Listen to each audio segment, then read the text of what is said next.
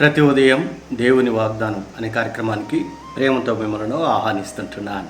ఈ ఉదయకాల సమయంలో దేవుడు మన కొరకు ఏర్పాటు చేసినటువంటి వాక్యభాగము 145వ కీర్తన 14వ వచనాన్ని ధ్యానించుకుందాం. 145వ కీర్తన 14వ వచనాన్ని ధ్యానించుకుందాం. యెహోవా పడిపోవారందరినీ ఉద్ధరించువాడు, కృంగిపోయిన వారందరినీ లేవనెత్తువాడు. క్రీస్తునందు ప్రియమైన దేవుని బిడ్డలారా, ఈ ఉదయకాల సమయంలో పరిశుద్ధాత్మ దేవుడు మనకిస్తున్నటువంటి వాగ్దానము, యెహోవా పడిపోవారందరినీ ఉద్ధరించువాడు, కృంగిపోయిన వారందరినీ లేవనెత్తువాడు. ఈ యొక్క వాగ్దానాన్ని దేవుడు మనకును మన కుటుంబాలకును ఆశీర్వాదకరముగాను దీవెనకరముగాను మార్చునుగాక. ఈ యొక్క మాటల్లోని ఆత్మీయ సత్యాలను, ఆత్మీయ మర్మాలను మనం గ్రహించినట్లయితే, దావీదు ఈ యొక్క కీర్తనను రచిస్తూ తన వ్యక్తిగత అనుభవంలో నుండి ఈ యొక్క మాటలను మాట్లాడుతూ ఉంటున్నాడు. పడిపోయినటువంటి స్థితిలో ఉంటున్నాడు దావీదు, కృంగిపోయినటువంటి స్థితిలో ఉంటున్నాడు. మరి ఒక ప్రక్క సౌలు సైనికులు తరుముకుంటూ వస్తూ ఉంటున్నారు.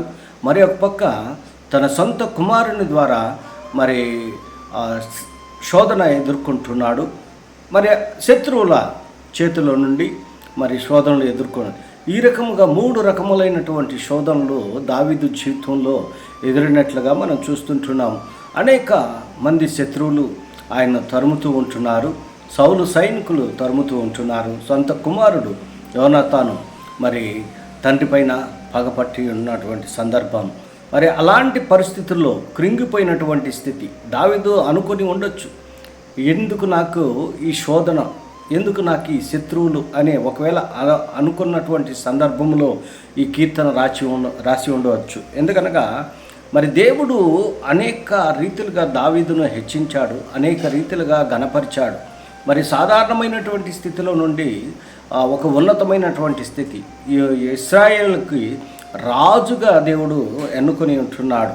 మరి దావీదు జీవితంలో దేవుడు చేసినటువంటి గొప్ప కార్యాలను బట్టి, మరి ఆయన చేసినటువంటి మహోన్నతమైనటువంటి కార్యాలను బట్టి అనేక కీర్తనలను రచిస్తూ దేవుని సన్నిధిలో గడుపుతున్నట్లుగా మనం దావీదు జీవితాన్ని బట్టి మనం అర్థం చేసుకోవచ్చు. అందుకే మరి దేవుడు ఏ రీతిగా అయితే హెచ్చించాడో, ఏ రీతిగా అయితే సహాయం చేశాడో, మరి దావీదు వ్యక్తిగత అనుభవాల్లో నుండి ఈ కీర్తన రచిస్తున్నట్లుగా మనం చూడవచ్చు. ఎందుకనగా మరి 9వ వచనంలో మనం గమనించినట్లయితే, యెహోవా అందరికీ ఉపకారి, ఆయన కనికరములు ఆయన సమస్త కార్యముల మీద ఉన్నవి. ఆయన అందరికీ ఉపకారం చేసేటువంటి దేవుడుగా ఉంటున్నాడు. దావీదు జీవితంలో ఉపకారం చేశాడు. ఎలాగనగా మరి ఒక గొర్రెల కాపరిగా ఉన్నటువంటి దావీదును ఇశ్రాయేలుకి రాజుగా దేవుడు అభిషేకించాడు, ఎన్నుకొని ఉంటున్నాడు. అందుని బట్టి అనునిత్యము దేవుణ్ణి కీర్తిస్తూ ఉంటున్నాడు, అనునిత్యము దేవుణ్ణి స్తుతిస్తూ ఉంటున్నాడు. ఆయన మరి ఇంకా మనం గమనించినట్లయితే 10వ వచనంలో, యెహోవా నీ క్రియలన్నీ నీకు కృతజ్ఞతాస్తుతులు చెల్లించుతున్నవి, నీ భక్తులు నిన్ను సన్నుతించుదురు. దావీదు పడిపోయిన స్థితిలో నుండి, కృంగిపోయినటువంటి స్థితిలో నుండి పైకి లేపాడు దేవుడు. మరి పాపములో పడిపోయాడు, మరి దేవుని సన్నిధిలో ఒప్పుకున్నాడు, దేవుడు క్షమించాడు. మరి శత్రువుల చేత తరమబడ్డాడు, వారి చేతుల్లో నుండి దావీదును దేవుడు రక్షించాడు. అందుని బట్టి మరి దేవునికి కృతజ్ఞతాస్తుతులు చెల్లిస్తూ ఉంటున్నాడు. క్రీస్తునందు ప్రియమైన దేవుని బిడ్డలారా, మనము కొన్ని సందర్భాల్లో మరి ఈ లోకంలో పడిపోయి ఉంటున్నాము, పాపంలో పడిపోయి ఉంటున్నాము, కృంగిపోయినటువంటి స్థితిలో ఉంటున్నాము. అయితే మనం ప్రార్థించేటువంటి వారిగా మనం ఉంటున్నాము. కృంగిపోయిన స్థితిలో ఉన్నప్పుడు మన దేవుని సన్నిధిలో ప్రార్థించేటువంటి వారిగా మనం ఉంటున్నామా? దావీదైతే దేవుని సన్నిధిలో ప్రార్థిస్తూ ఉంటున్నాడు. మరి కృంగిపోయినటువంటి స్థితి, పడిపోయినటువంటి స్థితిలో నుండి దేవుడు దావీదును పైకి లేవనెత్తాడు.